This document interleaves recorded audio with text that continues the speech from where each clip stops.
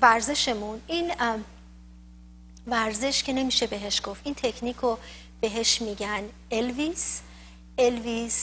الویس نیست مثل الویس پریسلی، الویس یعنی که مال الوی، کسی بوده که این تکنیک رو ابداع کرده و در واقع یه نرو دیکامپرشن تسته، نه که تست، نرو دیکامپرشن تکنیک، یعنی تکنیکیه که فشار روی عصبو ور میداره. الوی معتقد بود که این یه جور عصبو استرچ میده، ولی خب توی آناتومی و فیزیولوژی عصب معتقدن که عصبو نمیشه استرچ داد. من همیشه اینو اینجوری مطرح میکنم که میخوایم ظرفیت عصب بره بالا، به خاطر اینکه روش فشاره و آزرده است. میخوایم کم کم این فشار رو از روش برداریم و خیلی باهاش مدارا میکنیم، یواش یواش میریم جلو. بعد همیشه توصیه میکنم که اول با دست خوبتون شروع بکنید. خب با چپ شروع بکنیم، راست. خب با دست خوبتون، برای اینکه میخوام مقایسه بکنید همیشه که واقعا چه احساسی نرماله، اون احساس نرمال رو با اون طرف مقایسش بکنید. دست رو فقط میاریم بالا و کف دستتون بالا باشه تا 90 درجه میاد شونه. خب روتون رو اونور میکنید، یعنی که اگه شما یه عصب رو در نظر بگیرید که مثل یه کش باشه، انگار که این کش رو به حد ماکسیموم کشیدیم و نورمال توی مثلا یه دست نورمال نباید ایشون الان هیچ دردی، هیچ تنشنی، هیچ سیمتومی حس بکنه و وقتی که میگه هیچی حس نمی کنم، من حتی یه مقدار این کشش رو اضافه میکنم، میگم که دیگه ماکسیمومه، این دیگه ماکسیمومه که یک عصب رو داریم قشنگ به حد ماکسیمومش روش فشار میاریم، فشار که نداریم استرچش میدیم. خب و اگر که گفت این شخص آره چیزی حس کردم، بعد پوزیشنش رو عوض میکنیم. منتها چون ایشون دست خوبشونه، البته ایشون هر دو دستش خوبه، فرض میکنیم که دست خوبشونه. خب و یه 2 دقیقه بهش وقت میدیم، برای اینکه 2 دقیقه یه موقع طول میکشه که واقعا سیمتوما خودش نشون بدن. دیگه ایشون رجیستر کرده تو مایندش که چه احساسی باید داشته باشه دست وقتی که این کارو میکنه. هیچ دردی نداره. خب بعد یواش دستو میبنده، آرنجو میبنده، میارتش پایین، سرتونم برمیگردیم میاریم پایین و این میشه دست خوب. 2 دقیقه کردین و قشنگ متوجه شدین که چه احساسی داره. حالا فرض کنیم این دست درد داره، مشکل داره، حالا هر چی که مشکلش هست خب میاریم بالا. یعنی حتی اگه شما شک دارید، یعنی فکر میکنید واقعا مشکل یه چیز دیگه است ولی شک دارید که آیا من جزء اون گروه هستم یا نه، میتونید این رو انجام بدید.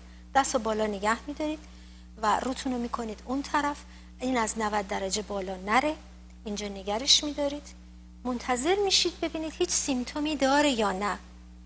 خب اگه هیچ سیمتومی نداره، مثلا سیمتوم که میگم منظورم اینه که یه جای دست خواب بره، یه جای سوزن بشه، یه جاش درد بگیره، احساس خستگی و ضعف میکنه، میفهمید که این مثل اون یکی دست نیست.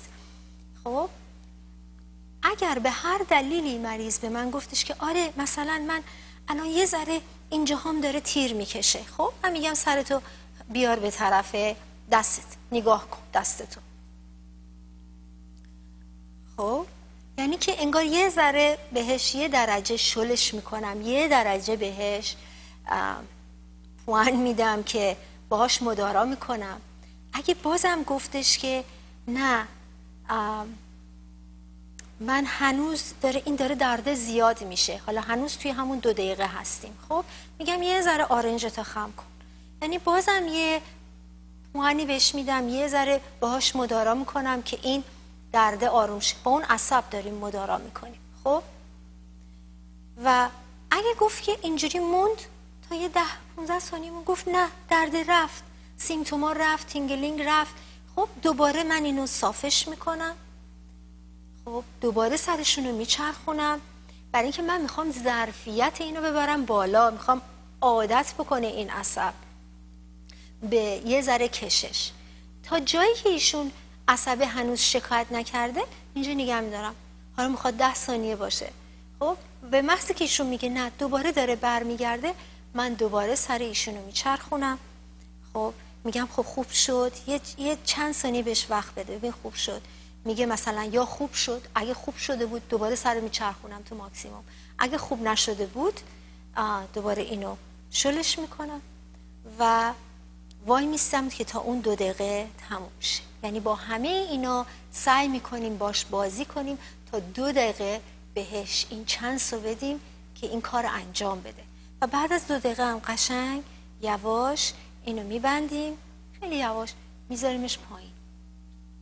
حالا این برای کسایی که میتونن دستشون انقدر بکنن، بعضیا حتی نمیتونن دست بیارن بالا. یعنی وقتی که دست تا اینجا که میاد درد شروع میشه.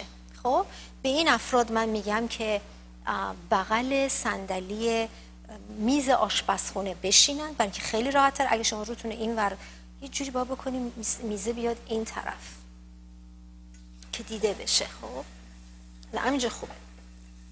بشینن بغل میز آشپزخونه. خب دستشون رو بذارن روش. اگه که این تو همین لول اگر که بازم درد داشت، باز همون مراحل رو طی می‌کنیم. سر رو مثلا میچرخونیم، درد اگه زیاد شد سر رو بر میگردونیم، نگاه به کف دست میکنیم تا این درد آروم شه.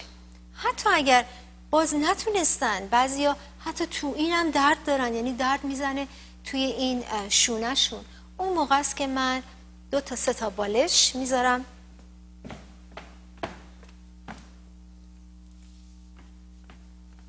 خب دستون رو بلند کن، میذارم زیر دستشون. خب تا تقریبا لول بشه این دستشون با شونهشون. اون موقع است که خیلی دیگه این ایزی ترینشه، حتی وقتی که سرشون بچرخونن، که یه چانسی به این دست داده باشن که تو این پوزیشن بره. و این واقعا فقط برای 1-2 روزه. خود این شخص متوجه میشه که بعد از 1-2 روز که این حرکت تکنیک انجام میده دیگه احتیاج به بالش نداره، بعد کم کم میتونه روی به اصطلاح آزاد بالا نگه داره شونه‌شو و همینجوری متوجه میشه که دستش داره درد دست کم میشه و مرکزی میشه. یعنی همون مسئله رو که بهتون گفتم که هدفمون اینه که مرکز درد بیاد تو مرکز، چون اینجوری خیلی راحت‌تر میشه درمانش کرد. بعد توی درمانم حالا این تکنیکیه که ما یاد میدیم به شخص که روزی 1 بار، فقط 1 بار برای 2 دقیقه این کار انجام بدیم تا درست انجام بده، با همین جزئیاتی که بهتون گفتم که باش مدارا بکنه، سر رو بچرخونه، شلش بکنه، با همین جزئیات انجام بده روزی 2 بار. ولی خب وقتی که میاد توی کلینیک همین کار رو من براش خودم انجام میدم، میخوابه و من دستش رو توی پوزیشنی میذارم که کمترین فشار روی عصبه و هی 2-3 دقیقه با این دست با این عصب توی پوزیشن‌های مختلف حرکتش میدم که تا جایی که تحمل داره، که هم بتونم ظرفیت اینو ببرم بالا، روش کار بکنم، همین که اون واقعا فشار از روش برداشته بشه بدون که آزرده بشه عصب. به هر حال این الویز استرچ یا نرو دیکامپرشن تست، این تکنیکی که فوق العاده مهمه. البته فقط کافی نیست، هیچ وقت من فقط اینو نمیدم. نرمشای گردن که قبلا بهتون یاد دادم حتما هست توی کسایی که درمان گردن میگیرن. حتی برای این قسمت نرمشای پشت، نرمش زیاده ولی باز نرمش هم بستگی به این داره که توانایی اون شخص، توانایی اون بدن، فیزیک اون بدن چقدر زود میتونه ورزش رو شروع کنه. بعضیا حتی 2 تا نرمش ساده نمیتونن بکنن و دردشون زیاد میشه به خاطر اینکه انقدر عضلات صف گرفته که وقتی میخواد آزاد بشه درد رو تشدید میکنه. برای همین واقعا فقط دونستن یه تکنیک یا چند تا ورزش کافی نیست. من ورزش‌های گردن رو عکسش توی وبسایتمون گذاشتم، تکنیک‌ها هم که خب می‌بینید، ولی درمان بیشتر از اینه. درمان یک مجموعه کامله که اینها یکی از جزئیاتش هستن. به حال فکر کردم که بد نیست که بدونید، با شما شیرش بکنم. حالا به حال تا موقعی که وقت هست یه بریک کوچیک میگیریم و اون وقت میریم سر سوالاتمون. یادتون باشه که فقط 5 تا سوال به 5 نفر سوال که بکنن، اولین 5 نفر جواب سوالاشون رو میدم. خیلی ممنون. و بعداً اگه باز وقتی بود جواب سوال میدیم. به حال با ما باشید، برمیگردیم. دست شما در کلینیک فیزیوتراپی و توانبخشی یونیک دارای کادری مجهز در چند قدمی سابوی فینچ با مدیریت فیزیوتراپیست شهلا توکل‌نیا. خدمات دیگر شامل ماساژ تراپی، طب سوزنی، تعلیم ورزش‌های درمانی، کلاس‌های یوگا، درمان صافی کف پای کودکان و بزرگسالان، بیماری‌های ناخن، درمان میخچه و پینه، تهیه و ساخت کفی و کفش طبی. هدف ما ارائه بهترین خدمات درمانی برای حفظ سلامت شماست. اوپن هاوس اکتبر 14.